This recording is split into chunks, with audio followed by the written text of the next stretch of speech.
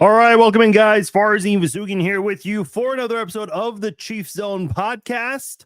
It is a late Tuesday night here as the results are in. The stadium vote has been rejected by Jackson County, and it was not even close. We've got a lot to discuss on that front. And I know a lot of people listening and watching will have a lot to say about that. I'm sure that's going to dominate a majority of the podcast tonight. There is some Chiefs news to get into. The Chiefs signed a backup quarterback, Carson Wentz. They brought back Clyde Edwards-Helaire. There's also a chance they might get another running back out there in J.K. Dobbins, who was in for a visit. And there's also an update on the Rashee Rice situation. So we will get to all of those tonight. Going to be one of those semi-late nighters, depending where you are in the country. But man, there is a lot to get into here, so we have little time to waste. I want to let you know this podcast is brought to you by SeatGeek. Baseball season is in full swing. You want to get your Royals tickets at the K? Maybe one of the last few years they'll be at the K. I'm kidding. Kind of, sort of. Yeah, I'm kidding. But hey, you want to check out the Royals at the K this year? I've already got my tickets from SeatGeek. Going to go to a couple of games this year. Definitely looking forward to it. You guys can go to the K as well. Get your tickets from SeatGeek. You want to go to a concert? You want to go to some basketball still going on? Hockey's still happening. The playoffs are coming up for the NBA and NHL. The NFL schedule. We're going to learn about that in a month. A lot of places, a lot of events going on, and you can get your tickets from SeatGeek. If you're a new SeatGeek customer, if you've never purchased from SeatGeek before, I've got a little gift for you. You can use my promo code Farzin, and you will save $20 off your first purchase from SeatGeek. Again, promo code Farzin, save $20 from SeatGeek. All right, I see a lot of you guys are in the chat right now. I appreciate all of you guys. I see a lot of people watching right now. This is honestly one of the, excluding like post-game losses where we recap a loss, this is honestly the fastest we've ever seen this many people in the first couple of minutes of the podcast. So a lot of you guys are watching right now. I want to know from all of you right now. And listen, there's no right or wrong answer from some of you. I have my opinions about what's going to happen, and I'll share those in a moment. But I want to know from you, how do you feel right now? Did the Jackson County voters, did they make the right choice here? And what about the future? Do you fear that the Chiefs and Royals are leaving? Or do you think they're going to stay? I want to hear from, are you guys surprised? Or did you guys see this coming? Listen, excuse me, social media is not real life. I know we say that like whenever people post, nice fancy pictures of themselves and never anything negative. I'm not talking about that aspect of social media not being real life. I think so many times when you see any kind of election, whether it's something like this or a presidential election, people like to use social media numbers as like some sort of projection as to what's going to happen. That's just not the case, because when you look at, or from my perspective at least, when I was seeing all of the commentary and chatter from Chiefs fans, there were a lot of Chiefs fans that said that they're pretty confident that this is going to pass. Let me quickly see if I can pull up one of my own polls here on my Twitter. Bear with me one moment. I should have prepared this a moment ago. By the way, I made a joke on Twitter asking if anyone from the Yes crowd is going to claim it's rigged. Guys, it was a joke. Relax. Anyway, I'm trying to pull up the poll. I just found it. So here's the poll I ran on my Twitter page. Small sample size, but take it for what it's worth to you. Now I'm sure there are a lot of non-Jackson County residents who voted in this poll, but I just simply asked, hey, what are you voting? Yes or no? A lot of people voted yes on my poll. And I also asked on Facebook. Facebook temporarily removed the ability to do polls, so I couldn't do a poll on Facebook. But I asked the same question, and a lot of people said that they would vote yes. Those that live in Jackson County said they would vote yes. Those that don't said that if they did live in Jackson County, they would vote yes. And by the way, I see a lot of comments coming in right now. Please keep them coming. I'll get to those shortly. I'm not reading them right now, but man, we got to take a look at this because this was not even close. We saw some of the like early results. These are people that voted early and had a really big lead. And it's like, okay, we've seen this a lot with elections before, and I know a lot of people don't want to go down that road, but it's always one of those things where you have to let it play out.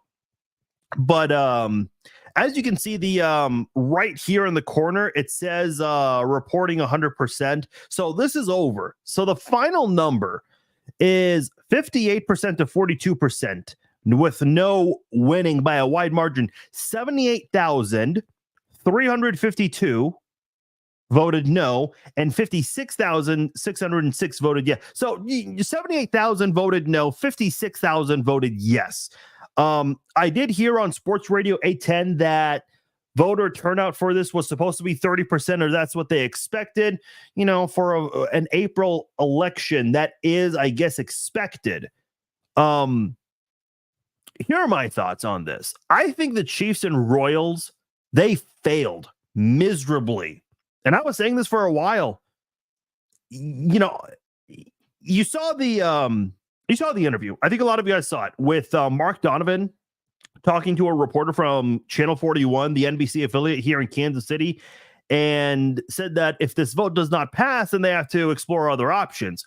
And as good reporters do, they want to clarify on that answer there. That way we're not putting words in someone else's mouth, and said, does that include leaving Kansas City, Missouri? He's like, we have to consider that.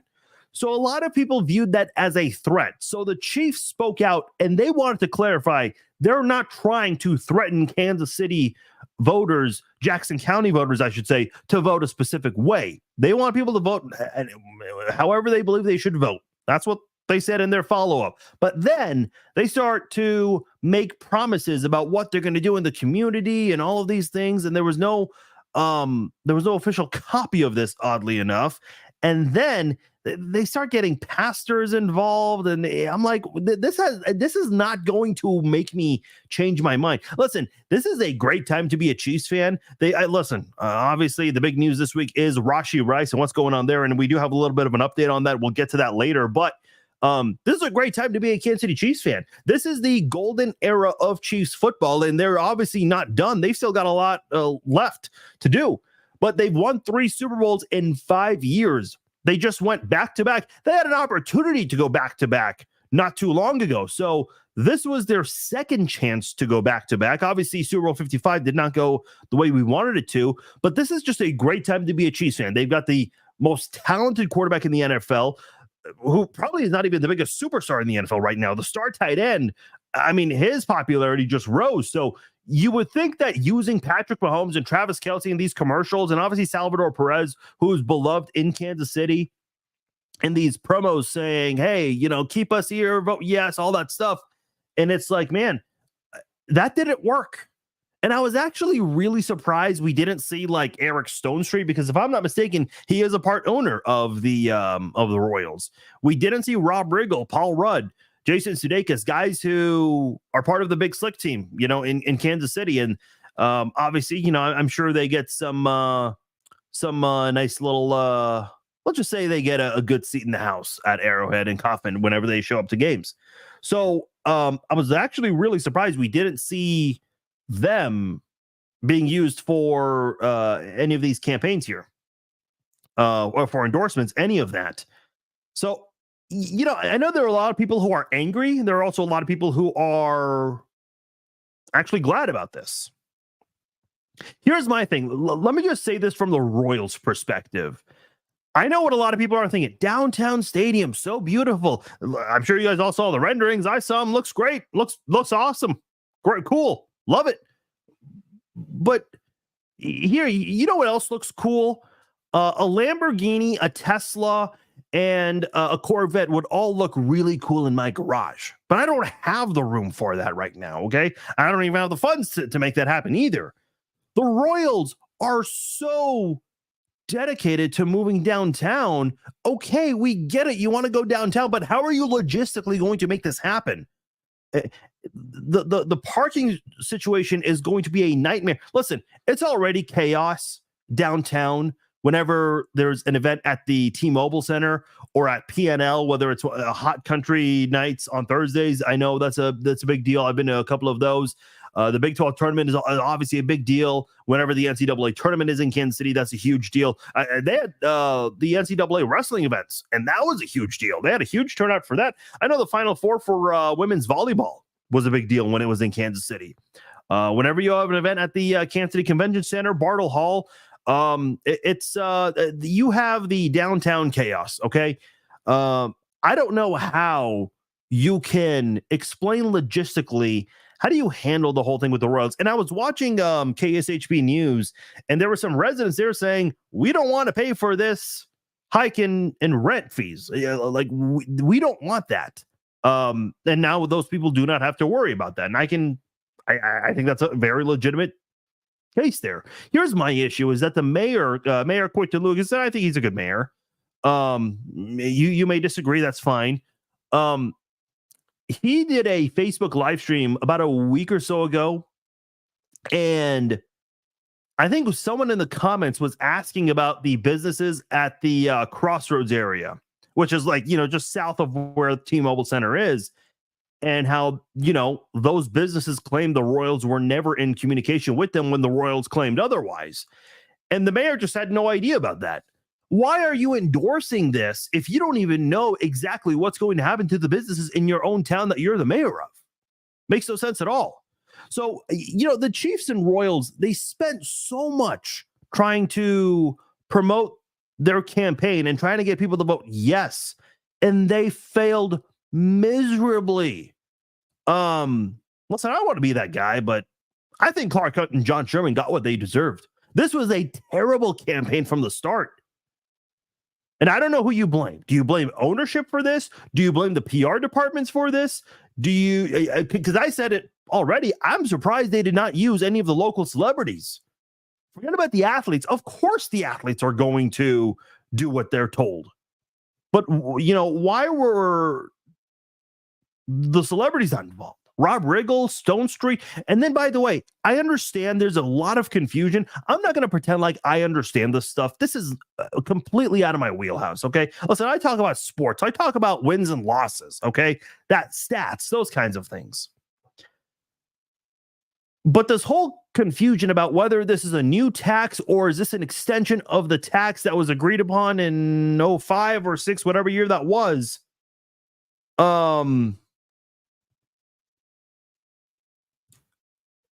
the Royals and Chiefs. I'm sorry. I think it was just the Chiefs. I think it was Clark Hunt, because on the Chiefs website, they actually clarified this. As a matter of fact, my mom has a friend who lives in Jackson County, and she received a letter from Clark Hunt addressing it to her. Now, obviously, Clark, they have people who that addresses to the right people for all these letters that went out. But it was the exact same letter that you saw on the Chiefs website, and they're trying to clear up the whole tax situation. Why was this not clarified from the start? I'm not saying they're lying or telling the truth. I really don't know. This stuff is completely out of my wheelhouse. I'm seeing people online saying this is not a new tax.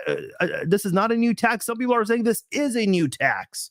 I don't know this stuff, man. I'm not. This stuff is just not something that I like. The whole political side of it, it's just not for me.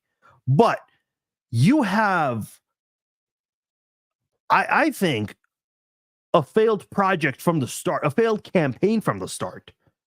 I mean, the ideas sound beautiful, but I just don't know. And by the way, I was talking to a friend of mine. We were just texting back and forth earlier tonight, and we're talking about the Royals.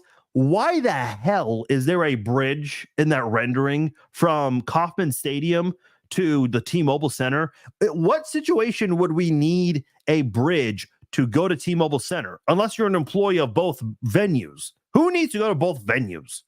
And my friend actually made the case that, listen, what if a drunk person just goes over that bridge? Because you're essentially going to end up on the highway. Now, I know they're trying to build some parks over that bridge. That's something they're working on.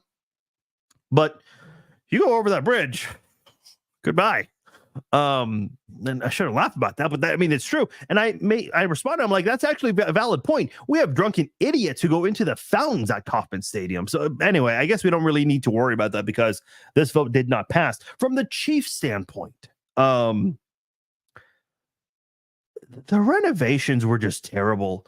I mean, if you really wanted me, not that I live in Jackson County, but if you wanted me to say yes to this and you use these renovation plans as a way to entice me, that might have been the worst thing you could have done. Bridges to the stadium? I mean, I don't really know. Okay. Everyone will find a way to get to the stadium. The activity zone, I've always said, looks cool. But all these VIP entrances, like, who is that for? Former players, celebrities, Taylor Swift? I mean, listen, I'm not here to hate on Taylor Swift. I think it's a cool story and all. You guys know my thoughts on that already. But I don't give a shit about VIP entrances. Like, and the video boards that they want to upgrade, there's nothing wrong with the video boards right now. This was, again, I just feel like this was, if you were trying so hard to get people to vote yes, I just didn't see what is it that people are buying into. The big thing they were trying to promote was keep the Chiefs and Royals in Kansas City. Okay, give us a reason. And I was listening to Sports Radio 810 and someone was mentioning, hey, the K is nice, but it doesn't have the same vibe as it would downtown. Listen, man, I think the Chiefs are right next to the Royals. Obviously, the Chiefs are not downtown. I can tell you right now, the vibe at Arrowhead has been pretty damn big the past 6-7 years. So if the team is winning, the vibe will be there. Now, I do agree that Truman Sports Complex, it is kind of in the middle of nowhere. If you're driving on 435, you see all these trees, there's nothing there to see, and all of a sudden, nope, there's a stadium right there. Same thing when you're going on I-70, depending which direction you're coming in from. So, you know, I do agree. The location is kind of in the middle of nowhere, and I understand people love downtown stadiums. They look beautiful, but the Chiefs or the Royals specifically, they just did not have a logistical explanation as to how any of this was going to work. The Chiefs, I mean, they just had probably the worst sales pitch they could have offered on this whole thing. Okay, enough of me. You guys all know my stance on this. I was a no vote from the start. I didn't think the sales pitch was good. I didn't like any of the ideas. Nothing was clearly explained here. And I think they got really desperate and started promising things all of a sudden that had nothing to do with these stadiums. And again, 58% to 42%. 78,000, no.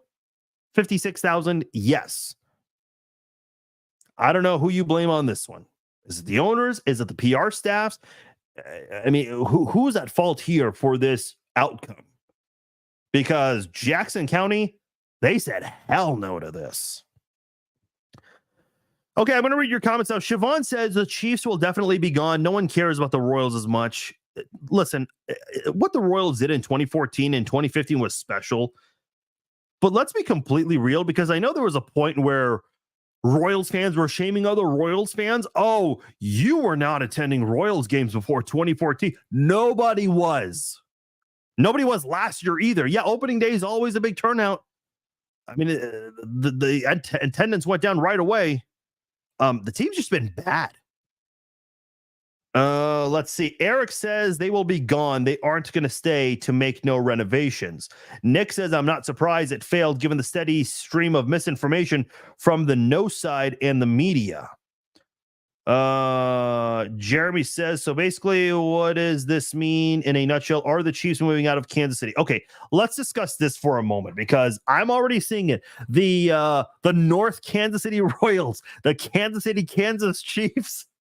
I don't know. Do people think they're going to go to Arkansas City, Wichita, Omaha, Des Moines?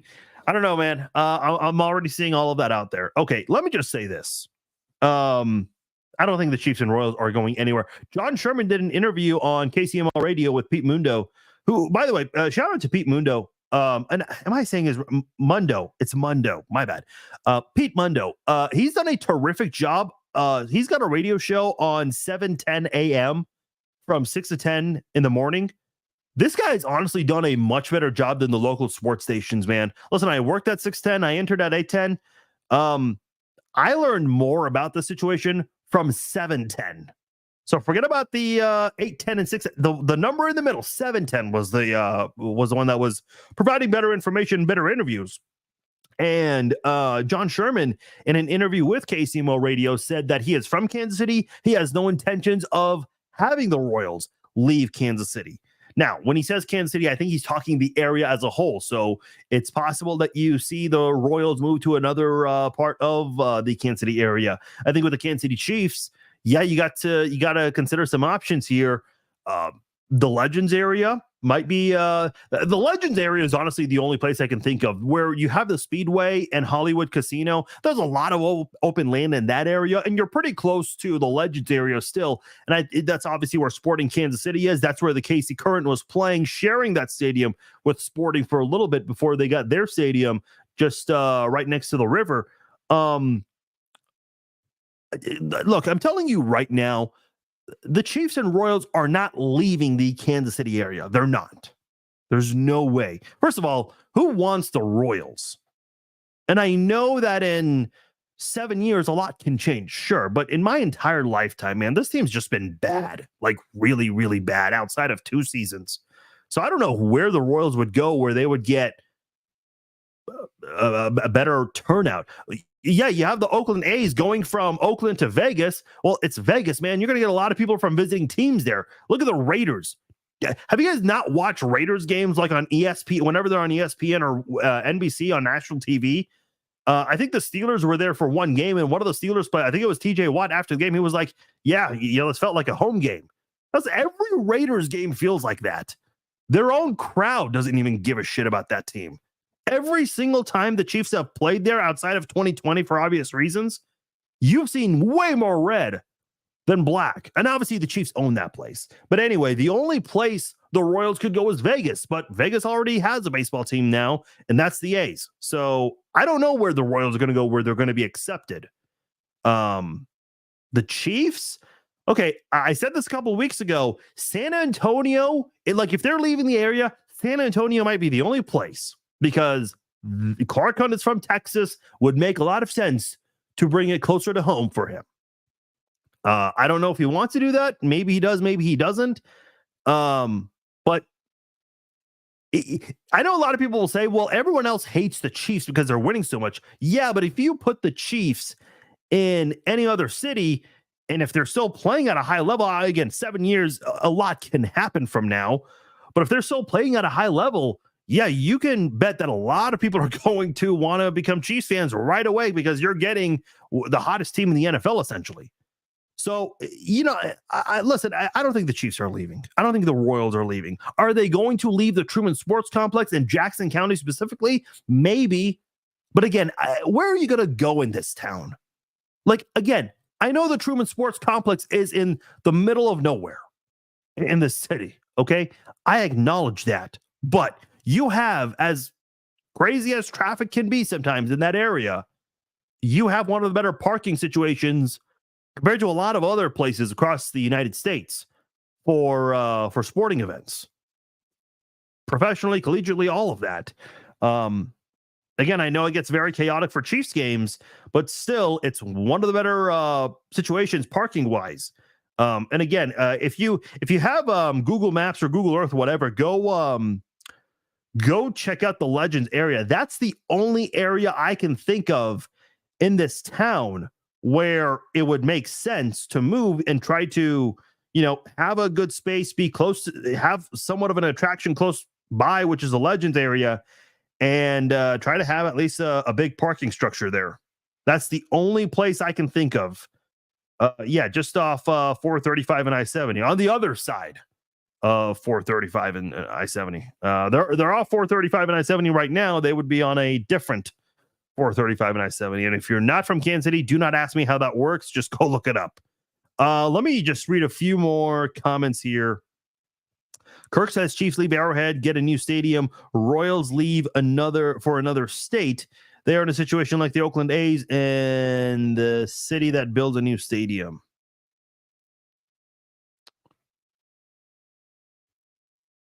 Johnson County. Listen, I know the Wizards. So I mentioned this on a podcast earlier this week. I went to Blue Valley West High School, and right across the street from that, there was a bunch of open land. There was absolutely nothing there. Now you've got a hospital there, and you've got a grocery store. You have so many places you can shop, so many places you can eat now. They have a Five Guys. They have a Jersey Mike, man. Where was that when I was in high school? Maybe it's good for my health and wallet. It's a good thing for the sake of my health and wallet that those things were not there at the time. But my point is that place is a lot more vibrant. The point I'm trying to get at, that was a spot the Wizards, now Sporting Kansas City, that was a spot they did kind of consider. It didn't really gain as much attraction, but I know there were people in that area that were kind of excited about the thought of it. I don't know how much land there is in that area to have a team, but I don't think they're going to go that far west of where they are right now. I mean, okay, I get it. The Legends is further west, but at least there's a big venue. Well, I mean, again, Blue Hawk, that's the area. That's the name of the area. They're still building it. It's not over. It could be as nice as the Legends area one day. Who knows? Dakota says, for anyone who voted no, you're not getting that money. Jackson County generates a lot of money off of the Chiefs, and Royals not being in the county is going to be a big loss. Yeah, but you got to understand, you're not wrong, Dakota, but at the same time, like, what about those people that live downtown that were going to see a big increase in their rent? They did not want that. I know a lot of people keep saying, oh, well, young people live downtown and they're going to want to go to the games. I mean, I don't think young people are living with an unlimited ATM machine. I'm not trying to be funny. It's just, if you're young and you're living downtown, odds are you're living with a couple other people. Those places, One Light, Two Light, whatever you want to call those apartments down there, they're not cheap. They're certainly not cheap at all. I've been to one of those. I can't remember if it was One Light or Two Light. I was dating someone whose sister was living there, and I had a chance to check out the place. It's nice, it's fancy, it's beautiful. Costs a lot of money too, and it would cost even more if the Royals moved down there. And from the renderings, I guess you could actually watch the game, depending where you live or where you are in that area. Jeremy says, I've been a fan for over 30 plus years, and if this is in fact true, I am done. No longer a fan. I will support the original Hunt family team, which was the Dallas Texans. I mean, the Chiefs are the Dallas Texans are the Chiefs, I should say. So I'm a little confused by that. D. Maria says, you blame a bad deal that no campaign will fix. I just didn't see, like, what was the selling point in that? You blame putting on a ballot that no one votes in April. Dress it up, put it back on the ballot in November. Okay, that makes sense, especially this year because it is a presidential election. Listen, I'm not going to shame anyone for not voting. I don't vote every single time. I just don't. A lot of people don't. I'll be honest. A big reason for that is because I don't even know what the hell is on the ballot. I really don't. Now, again, I'm not a Jackson County resident. I don't even know what else was on that ballot. I was watching on TV. I was watching Channel 41. The Weakest Link is on. I did not know the Weakest Link was still on. But I'm just reading the results on the bottom about all these school boards and mayors, and I don't even know anything about those things. I was just waiting for the Chiefs result, the Chiefs and Royals result, because they were together.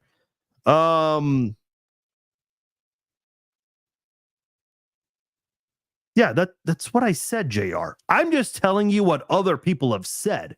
There are a lot of people saying that's not the case. I don't know what it is, and quite honestly, that's not really. Oh, I don't know if you're responding to me or responding to someone else. Okay, guys, I'm starting to see a lot of people make this a Republican Democrat thing. Okay, I'm seeing a lot of arguing in the comments here.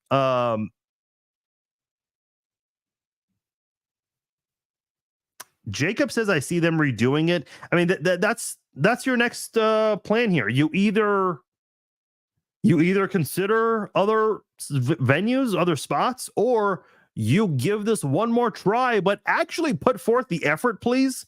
Like, give us something. Alonda says that's the best thing our stadiums are back to back. That's just so dope. Just upgrade the surroundings and a little renovation. Listen, the renovations that finished in 2010. I mean, 2010, that's not new, but it's also not old either. Like the Royals, even like 10 years ago, like 2015, 2016, around that time, they were still upgrading. The craft and drafts is fairly new. That's a great place to watch a game. I know, having worked for the Royals, part of their game day production crew, I know that they're still adding things. You may not notice it even if you go to the games, but there are still some things they're doing to renovate certain places. They're just not major projects. I think every stadium does this. You can say that about every football and baseball stadium. Bob has a good question here. What about the roof? A lot of people wanted that. Yeah, that rolling roof proposal, that was in 2005. If I recall correctly, it was either 05 or 06. I can't remember exactly when it was. But that was rejected. Now, I don't remember the exact percentage, the exact numbers for that. But man, I still remember at the time, they were promising a Super Bowl to Kansas City, and they had the exact year ready if they approved of that rolling roof, which Jackson County didn't. Listen, Jackson County's not afraid. They are not afraid to say no. They said no to a rolling roof, even though the NFL guaranteed a Super Bowl, and they had the exact date ready for that. I just don't remember which one it was going to be, but it was right there. Kansas City was going to host a Super Bowl. And this whole idea of the Royals going downtown and the Chiefs, as hot as they are right now, it's a perfect time to maybe promote renovations, and they did a poor job of it. I don't know. I will say this. I feel like if the rolling roof, if that was brought back today, if that idea was brought back today, I actually think that might pass. I actually do. Because of how hot the Chiefs are right now, I think Chiefs fans would actually be in favor of that. But when I say Chiefs fans, I'm referring to Jackson County, of course. The Chiefs will stay. They have a contract till 2030. Yeah. Both stadiums, I think, are 2030. I think one is 2030. The other is 2031. I could be wrong, but yeah, you're right about that, Jacob. Mark Donovan and Clark Hunt making threats didn't help. No, Donnie, it didn't. Yeah, we mentioned that earlier.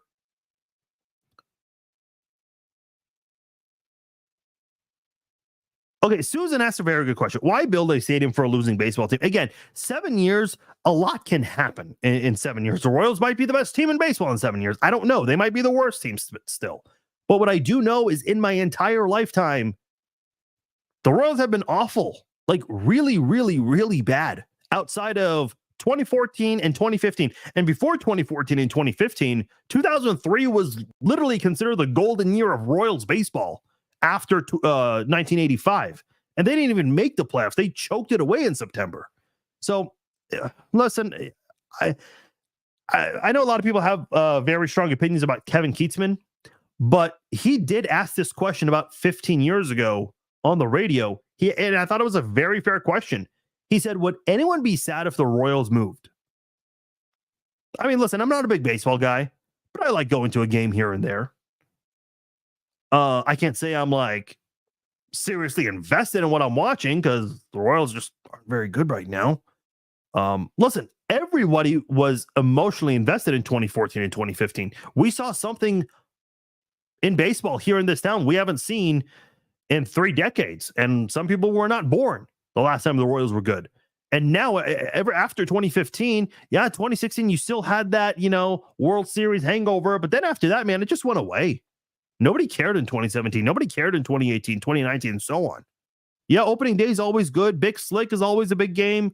You have a couple other games here and there on the schedule. The St. Louis Cardinals games are always good, but that's because Cardinals fans are coming over. And there are a lot of Cardinals fans here. The Oklahoma Chiefs. Yeah, I'm get your cities in, man. I'm seeing a lot of people think that Governor, what's the Kansas governor's name? Kelly something. I'm an idiot. Why do I not have her name? What is the name of the Kansas governor? Help me out, Google. I'm sure. Laura Kelly. I thought her first name was Kelly. Laura Kelly. Yeah, I mean, is Laura Kelly going to say anything Wednesday morning about this? Is she going to have a statement on this? Because Laura Kelly has said in the past that she would love to have the Chiefs in Kansas. So if you are Laura Kelly and if you're part of the Kansas crowd that wants the Chiefs here, yeah, tonight's a really good night for you guys. 100%. Robert says build a basketball stadium in place of Royals again, an NBA team. Well, that's what you built the T-Mobile Center for. At the time, it was a Sprint Center. And here's the crazy thing. We were promised an NHL team or an NBA team, and we haven't had that. Now, I think the arena has been very successful. Prior to the pandemic, it was considered one of the busiest arenas in the United States. We were hoping that it would be a sports-driven arena because we all thought the Pittsburgh Penguins had a shot at coming here, but we kind of learned that the Penguins used Kansas City as leverage. But we have not had a professional sports team, and I'm not, no disrespect to these teams, but I'm not including the Kansas City Brigade or any of those things. In fact, whenever we have like a minor league indoor soccer team or arena team, they go play in Independence at Cable Dome Arena, whatever arena it's called now. So I don't know, man. Yeah, stadium is by the Speedway. That's like the only really solid option. I know the Royals have thought about building a stadium right next to the Casey Currens. I guess that's where the Royals might go. I don't know. And the Chiefs, I guess, would go to that area. Listen, I don't think the Chiefs and Royals are going anywhere. Could I be wrong? Maybe. I don't know. I think right now, like John Sherman and Mark Donovan and Clark Hunt, they're all pissed off. So they don't want to say anything or make any promises right now. They don't want to respond off of emotion. But I think ultimately you have to look at where you are. Again, the Truman Sports Complex, is it a very exciting area? No, it's in a boring area. It's in the middle of nowhere of this town. Like if somebody was traveling through Kansas City going on I-70, I mean, you see all these places that you're just like, okay, here's a bunch of trees. And then you'll see the big K to your left or to your right, depending which direction you're going in. And you're like, whoa, all of a sudden we got two professional sports stadiums there. So yeah, it is kind of in the middle of nowhere, but it is still, it works. That parking lot right there, where are you going to get that size of a parking lot anywhere? Maybe the Legends area. I don't know where else in this town you would get that. I just don't. So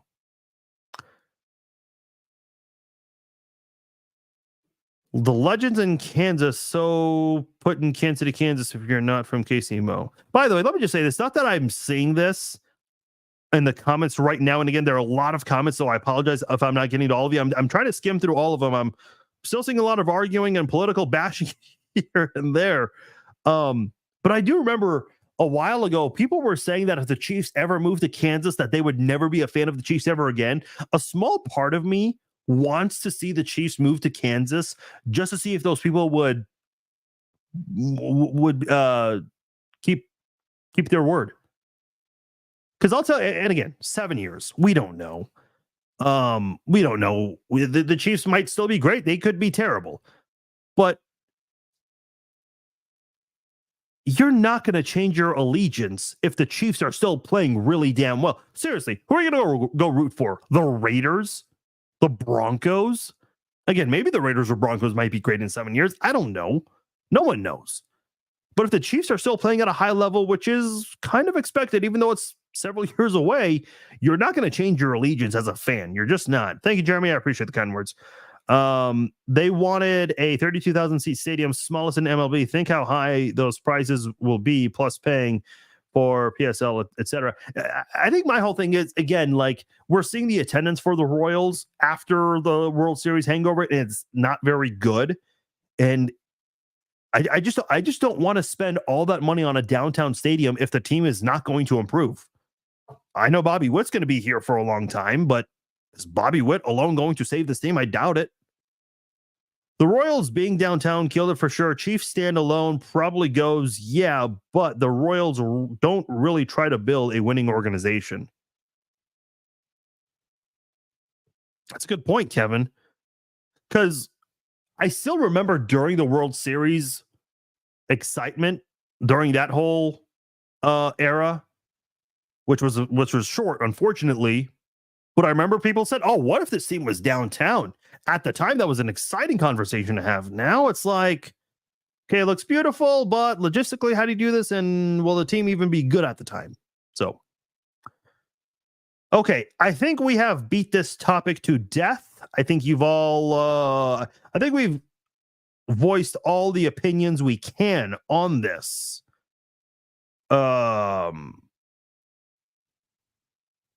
The Royals have at least 5 more years until they're even relevant again. Yeah, again, we don't know what's going to happen that many years. Like, we don't even know what's going to happen in 2 years in any sport. You'd like to think the Chiefs would still be great, but you don't know that for a fact right now. You probably know how teams will do this year. But again, I've already repeated myself many times on that. So I don't know. I'm not sure. Patrick says the Omaha Royals, or where do the Storm Chasers go? Yeah, Laura Kelly. I'm just Jennifer says, I thought you were done streaming. Okay, guys, I made a joke on April 1st. Okay. Think very hard, use your brains. What holiday falls on April 1st? For those who don't know what the hell I'm talking about, I made a joke on April 1st. I waited till like the evening to do this. I'm like, yeah, guys, I'm retiring from Facebook and podcasting. Who retires from social media and podcasts? Anyway, that was a joke. If you guys didn't catch that, oh boy, how about close to Worlds of Fun? Oh, that's a really good question, Anthony. I've got to be honest with you. I have not been in that area in a very long time. Ameristar Casino is very close to that area. I don't know. Connor says pissed off billionaires with a smiley face. Oh boy, you guys just love seeing. Oh my God, remember the Great Mall? My dad took me there. I met the Red Space Power Ranger there.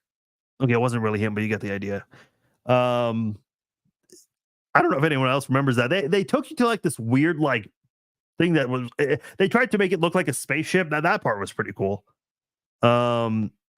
Would they still be called the Kansas City Royals? Yeah. I mean, listen, the Giants and the Jets are in East Rutherford, New Jersey, and they're called the New York Giants and the New York Jets. The Patriots are in Foxborough. They're still the New England Patriots. The Chargers are in Inglewood, so are the Rams, but they call them LA. I'm sure there's another city here or there where, it doesn't the city doesn't match exactly where they are in the name and all of that. Okay. I think we've gone through this topic well enough here. Let's move on. Obviously, there's a lot we can react to later on in the week. I'm sure we will. Let's talk about some Chiefs news. So about 24 hours ago, news broke that the Chiefs signed Carson Wentz. Obviously, this is going to be their backup quarterback, moving on from Blaine Gabbert. Listen, I really like what Matt Moore did in Kansas City, filling in for Patrick Mahomes. I like what Chad Henne did in the 2 playoff games he filled in for Patrick Mahomes when he got hurt. In the Cleveland game for the remainder of that second half, and then in the Jacksonville game where Mahomes shattered his ankle. According to the Twitter experts, it was a fake injury, but if you watch the Netflix series, you can tell he is in serious pain. Just going through that, and Chad Henne did well, but and obviously you had Blaine Gabbert. I know a lot of people love Blaine Gabbert because there are a lot of Mizzou fans in the Kansas City area, but I do think Carson Wentz, and I know his career has absolutely gone down over the years. He's turned into a journeyman. This guy was, if it wasn't for his injury in 2016, 2017. Whatever year it was where the Eagles did beat the Patriots with Nick Foles, I think Carson Wentz wins MVP that year, which is unfortunate. Something very similar happened to Derek Carr in 2015 or 2016. Yeah, 2016. That's where it was for Derek Carr, where he got hurt late, and that hurt his MVP chances and the Raiders' AFC West chances too. So yeah, the Carson Wentz one was 2017, and he has not been good since then. If you look at Carson Wentz year by year since 2017, in 2018 he went 5-6, got hurt again. 2019 he played all 16 games that year, went 9-7. 2020 3-8-1.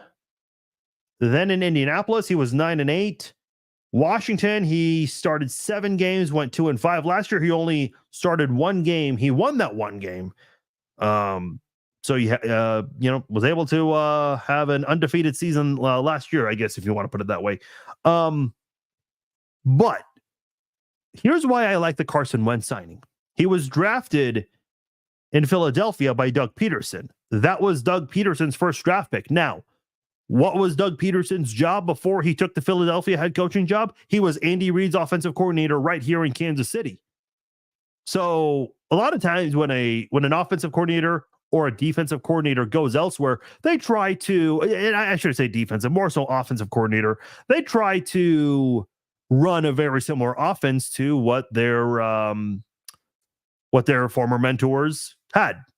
So the offense you saw in Philadelphia with Doug Peterson there, and I think it's still the same today, even with Nick Sirianni, pretty similar to what Andy Reid runs. So coming into Kansas City, I think Carson Wentz has a really good idea as to what's expected of him in this Chiefs offense. God forbid anything happens to Patrick Mahomes. I don't know if I like the Chiefs' chances of three-peating, but I like it better with Carson Wentz than Blaine Gabbert for sure. So, listen, it is not anything to be thrilled about, but I think at the end of the day, this is one of those situations where you need to have a viable backup. I like Chris Oladokun. I'm curious to see, what he can do. I think some of the skill set he carries would work well in an Andy Reid style offense. I think Shane Buechele had, similar skill set to Oladokun, but we're talking about third string quarterbacks right now, so it's not really worth debating or discussing too much. But I think, you've got to have good backup quarterbacks. You saw what happened to Patrick Mahomes in not 1, but 2 playoff games. And what happened in those 2 playoff games? Chad Henne stepped up and helped the Chiefs finish strong in those games. Now, he didn't finish the game with the injured ankle. And then Matt Moore, the year before the concussion or the head injury, whatever you want to call it, because I don't think they ever called it a concussion. Matt Moore did very well, going 2-1. And the one game they lost was to the Packers, and that was a very close defeat there. I think Andy Reid in that game did regret punting late, but when you have a backup quarterback, you may not want to go for it in that situation, which I understand. Matt says Wentz starts against the Raiders. Yeah, if you play them in, I almost misread that comment. I thought you said Wentz would start for the Raiders. I was going to say that works too. Okay, Caesar raised a very interesting comment here because if you look at what Sam McDowell posted, Carson Wentz has one of the better success rates when it comes to quarterback sneaks. And, as much as I have said I disagree with Andy Reid on this, doesn't matter what I say, the Chiefs just absolutely refuse to run a QB sneak with Patrick Mahomes. They've done the whole tight end sneak, and that has worked, but defensive coordinators, they watch tape. Okay. That's a thing. And teams have caught up on that. So now if it's 3rd and 1 or 4th and inches and you bring Carson Wentz in, well, it gets kind of obvious. So I think you got to find a way to be creative and not make it so obvious. And I'm sure the Chiefs will do something about that. Because again, we know the Chiefs are not going to run a QB sneak with Mahomes. They just won't. Mahomes says he wants to, but that's not his call at the end of the day. So I like the Carson Wentz signing. It's not anything to be thrilled about, but God forbid anything happens, you do have a guy that is familiar with Kansas City's offense at the end of the day, given his experience playing under Doug Peterson. So take that there. The Chiefs made another move within the last 24 hours. This one came today. They re-signed Clyde Edwards-Helaire. Maybe a surprise to a lot of people, including me. Now, before that, we learned that former Ravens running back J.K. Dobbins was in the building for a visit. Now, I saw Chase Daniel, former Chiefs quarterback, now an analyst, and does a really good job of doing that. Chase Daniel had a very interesting comment. He said that the Chiefs used J.K. Dobbins as leverage to get Clyde Edwards-Helaire to re-sign. And Chase Daniel even used himself as an example. I don't remember the exact scenario, but I guess he was used as leverage to get for a team to get someone else to stay and re-sign. What kind of leverage do you need to bring in someone else and make Clyde Edwards-Helaire resign? No disrespect to Clyde Edwards-Helaire. In fact, I think Clyde Edwards-Helaire actually played better last year. Didn't play as many snaps, but did show some toughness in certain situations. And again, especially considering when the passing game just wasn't where it was last year, where we all thought it should have been last year with all the drops and whatnot. Clyde Edwards-Helaire did show up for the team at times. Obviously, that Patriots game was his big game. I think he ran with a little bit of toughness, and maybe he learned some of that from Isaiah Pacheco. But man, I mean, the running back room in Kansas City, it's not like Thomas Jones and Jamal Charles in 2010, where they were number one in the NFL in rushing by a wide margin. But I think it is still a unit that can help you move the football and win football games. But here's a problem. And we kind of mentioned this with Carson Wentz. Maybe he solves the whole short yardage situation. The Chiefs, even though they've won back-to-back Super Bowls, hasn't been pretty. The short yardage situations, I don't know statistically where they rank on that the last 2 years combined. They have to be near the bottom in the NFL in that category because they have not been good in that area at all. And that's something they've got to improve on. I thought they were a little bit better about it this past year. And here's the thing, like we complain so much because we do see third and short situations and the Chiefs, they throw the football. I'm like, why? And then whenever they try to run it on third and short, we don't see good things happen. Now, there have been times where they've tried that this past year, and I thought it was better than 2022, if I'm being honest. So, I mean, you're not going to have a 100% success rate on third and short. I get that. No one is 100% in that situation. You'll have some miscues here and there, some mishaps. But I think, when you have Isaiah Pacheco, who is a hard-nosed, tough running back, and you've got the best interior offensive line in football with Creed Humphrey in the middle and Joe Thuney and Trey Smith as your guards, man, that can't fail. That unit has to succeed a majority of the time. If I was a running back and I had to pick three guys to run behind just to gain a yard, those are the guys I would want pushing for me, 100%. And of course, with Blake Bell, Travis Kelce, they can definitely add a little bit of a push as well. I know there's this weird stigma that Travis Kelce doesn't block, which is not true at all. Does he block as often as other tight ends? No, he doesn't. They use him a lot for pass catching situations, but you can still use those big tight ends there to get 1 yard, depending how they move in motion and whatnot. So I like that Clyde Edwards-Helaire is back. I was not expecting it, but I think the Chiefs can definitely use that to their advantage. By the way, I saw a comment on the Facebook page earlier today asking about why would you decline his fifth-year option and then re-sign him? The reason for that's actually a valid question. The reason you decline that is because he just has not lived up to the expectations of a first-round pick, especially with a lot of the injuries he's been dealing with. The fifth-year option is kind of like a franchise tag, where you have to pay a certain amount to keep him for that fifth year. And I don't think Clyde Edwards-Helaire, with all due respect to CEH, that's not a guy that you pay so much money to because he just has not lived up to expectation. You have a seventh round player that took his job essentially at the end of the day. Now, I did see some reports out there from Nate Taylor and Sam McDowell saying that the whole J.K. Dobbins thing, not necessarily out of the picture, signing him, not out of the picture yet. There's still a possibility. It was a productive meeting, what they reported. So that move is still in play, I guess. And obviously you have Luis Rees-Zammit. Yeah, he's never played football before, but with his size and his speed, that running back spot might be the best position for him to play. And you definitely want to give that guy an opportunity. So I don't know what the Chiefs, because the Chiefs right now have Pacheco, they have CEH, they have Rees-Zammit. I'm sure there are a few other guys. I think LaMichael Pirine is still on the team. Deneric Prince, I don't have the roster in front of me, but you still have some of those guys on the team.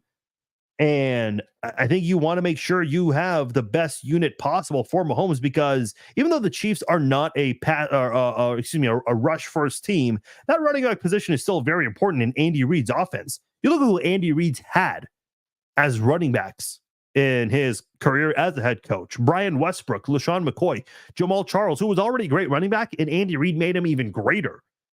Spencer Ware was a good pass catching running back for the little bit of time he played.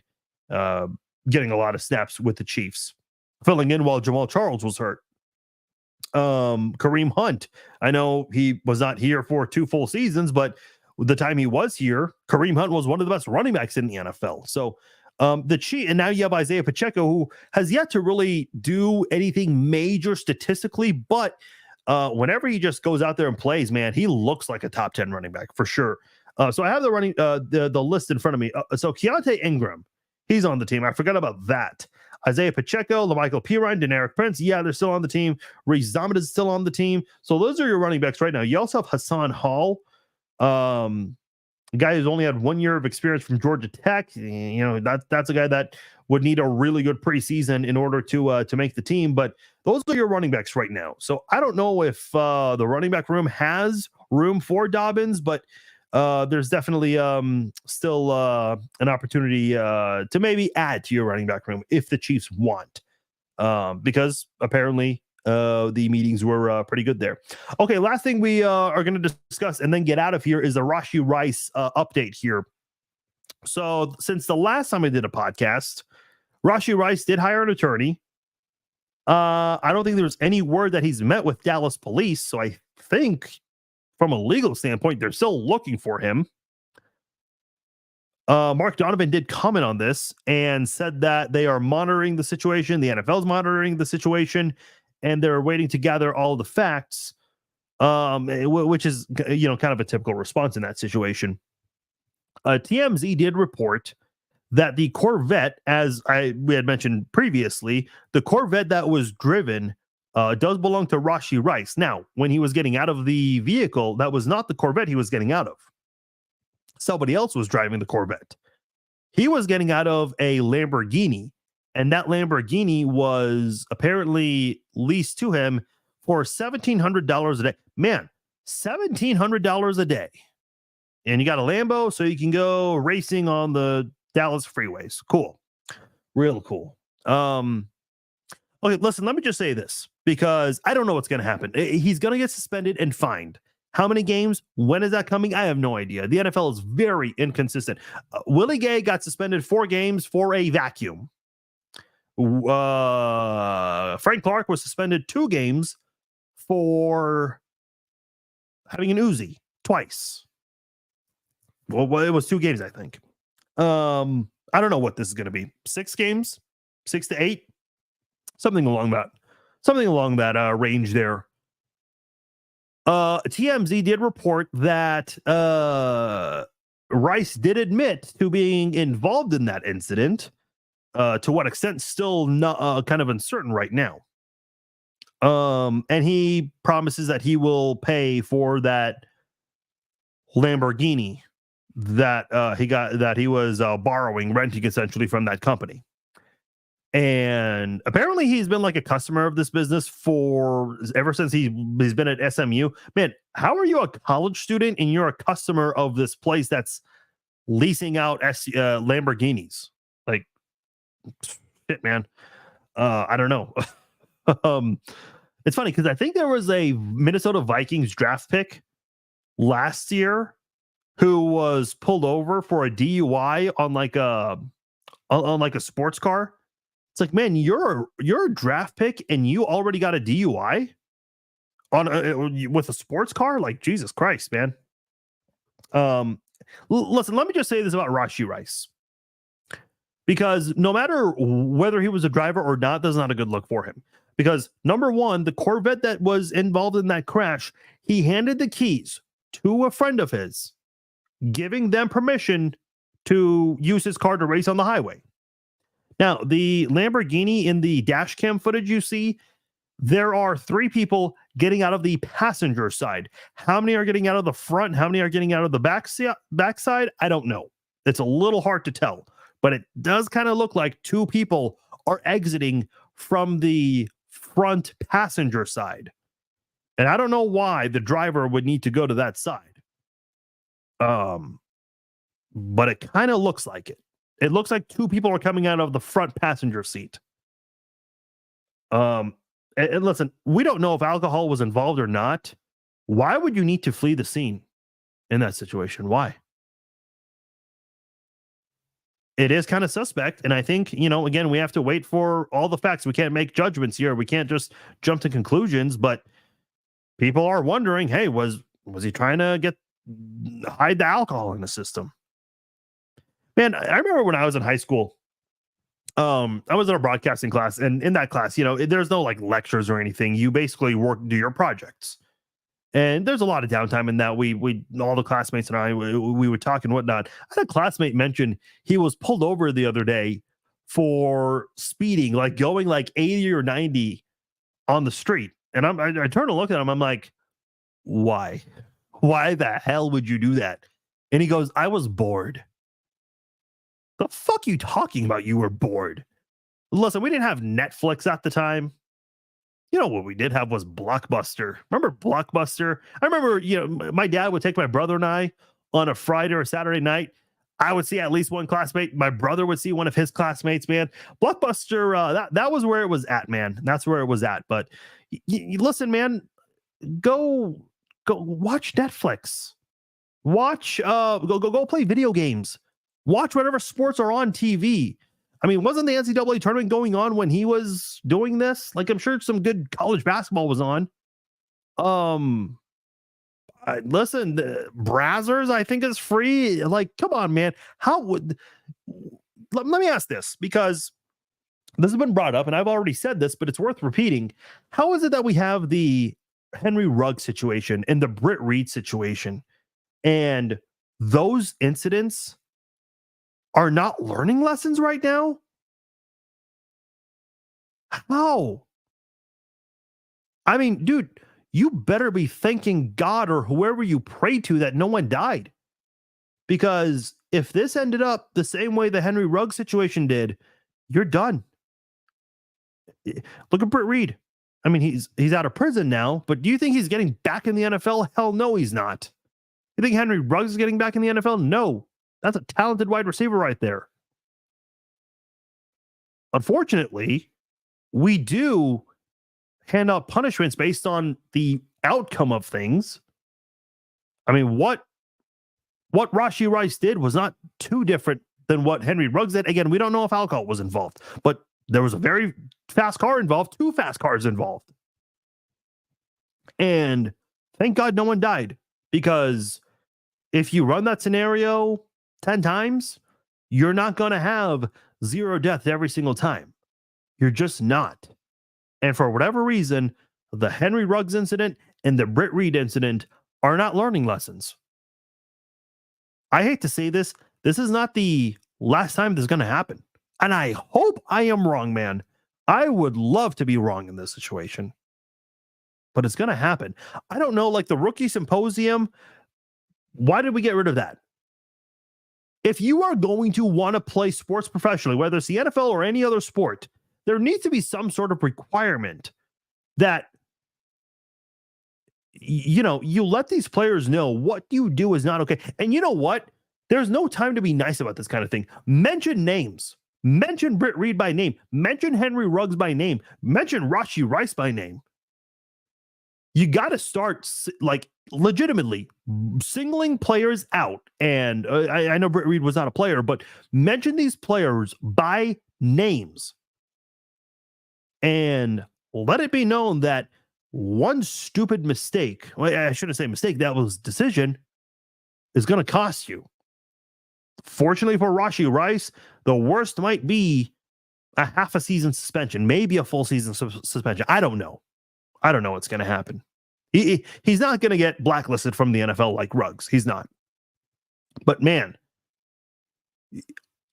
again, I don't want to say the same thing over and over again, but I just can't wrap my head around the fact that we've had a good sample size of really sad incidents, and we're not learning from this.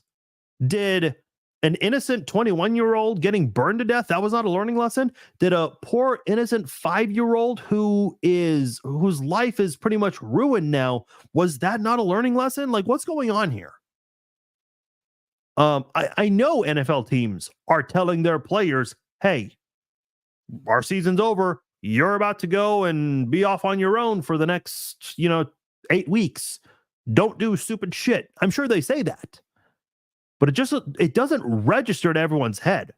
Again, how is it that, like, here's my thing, man. If I was an NFL player and, he was drafted in the second round, so very early, you have this opportunity to basically live the most glorious life possible for as many years left in your life. I'm not saying NFL players live a perfect life. No, they all still struggle, go through personal things like the rest of us do.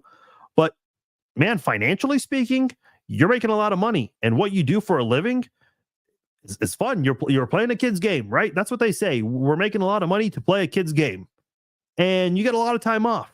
These last, depending when your season ends, you get a significant amount of time off. And you're choosing to do this.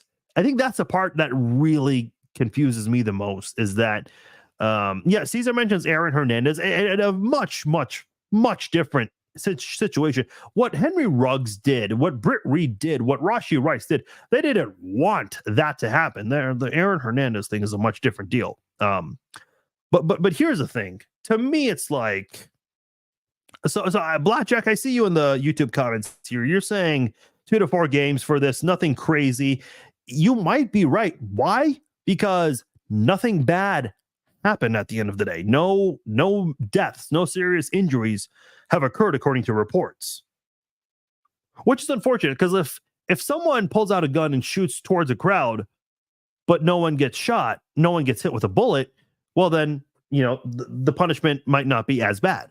But if you do pull out a gun and shoot towards a crowd and the bullet hits a couple of people, well then, you're going to suffer more consequences because of that. I hate that we have to do it in that way, but that's just the way things work, unfortunately.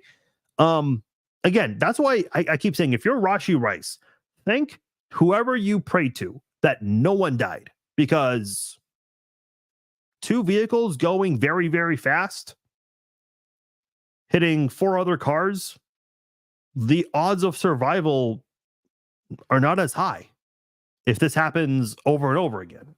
So I hope it's a learning lesson, man, and he needs to suffer the consequences and learn the hard way.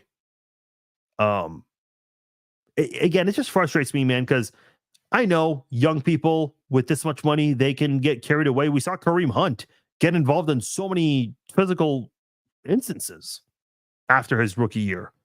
But man, it's just like you're throwing away an opportunity, or you're damn near close to it. So, and I'll say what I said on Sunday again. If you're Clark Hunt, you got to have a conversation with your team, because there are a lot of incidents coming up in Kansas City, and it is not a good look. Some of them are minor, like the Frank Clark thing. That's not anything terrible. Should he have done that? No. Having an Uzi in the state of California is not allowed. We can debate that all we want, but rules are rules. There are a lot of rules I don't agree with, but you got to follow them. And if you're Clark Hunt, man, you got to have a conversation. My point is, with the Frank Clark thing, the incidents are just adding up. There are way too many of them happening. So I don't know, man. It's just a selfish thing. It's selfish to just leave the scene and not check on anyone when you cause that accident. It's selfish, to your team, because they have to maybe get asked about this by someone in the media. Not that I think it's right, but that's just the way the media works sometimes, and that's not fair at all. So hopefully Rashee Rice learns from this, and the Chiefs, they'll figure out what they need to do and move on from there. All right, guys, that'll do it for this episode of the Chiefs Zone podcast. Hey, for those of you that are watching on the Facebook page, I just commented with a link to the YouTube channel for the Chiefs Zone. If you guys would, please subscribe to that link. It's right there. Just commented with it. Please click that, subscribe to the Chiefs Zone. You can also watch these live streams on there as well. We're going to start putting more video content on that as well. So it would be greatly appreciated if you guys could subscribe to the YouTube channel. All right. This is a late night here. Obviously, we covered a lot of ground. Mostly about the stadium vote being rejected. I'm sure we'll have more reactions to that later in the week. We're not going to do a podcast tomorrow. There will be a Red Friday live chat, though, this Red Friday. So tune in for that. Not sure exactly when there will be another podcast. Might be Thursday, might be in the weekend. We'll see. Because we did one on Sunday. We did one today. Unless there's another big story that comes up, we'll do one then. I'm sure there will be something that comes up with the stadium vote reactions. So we'll probably do one there. All right, guys. My name is Farzi Vasugian. Thank you guys so much. Have a great night. Talk to you all later. Take care.